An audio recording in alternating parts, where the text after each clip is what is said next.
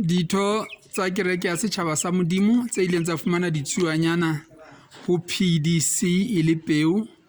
Tumellano e bile hore ba di fumaneng ba o hodisa, ba rekise.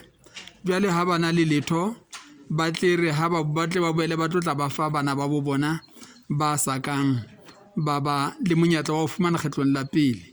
Ya bobedi e bile hore re sebetsa ka thuto ya Matthew 25:14 ho ya tlase ya ditalenta e reng ya sebeditseng ka bokgabane o tla ekeletswa, mme ntate Thabiso Phoko ke eo ileng a sebetsa diphoofolo ditsuonyana tsa hae tsa hola, mme tsa a fihlela boemo ba hore a batle ho tswela pele ka tshebetso eno se le kgwebo, mme ke wa pele eo re mo fang mpho ena o e fuwa ke setho sa kereke.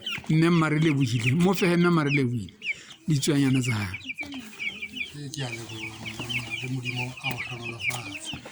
Ke ditsuonyana tse kae mme Mmarelebohile? Ke ditsuonyana tse 10 ntate.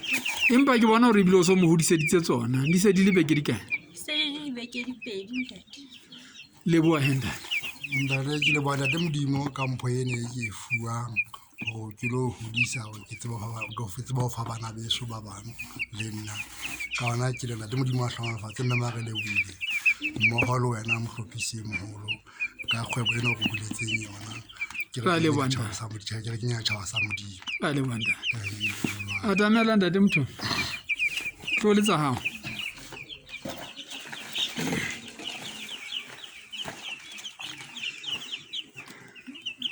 Ntate Mothobi le yena o tshwere ditsuonyana tse 10, le yena o tlile ka sona sepheo seno sa hore a tlo fana kerekeng, empa ho a fumaneha hore ha hona ba fihlelang pehelo yane ya hore ba di fumane. Ka baka leo ba tlilo arolelana tsena tse 10 ena le mme Mmarelebohile ba boetse ba di arolelana ba kgutlela ha e mong le mong a sana le 5 o ka reng tabeng eo ntate Mothobi?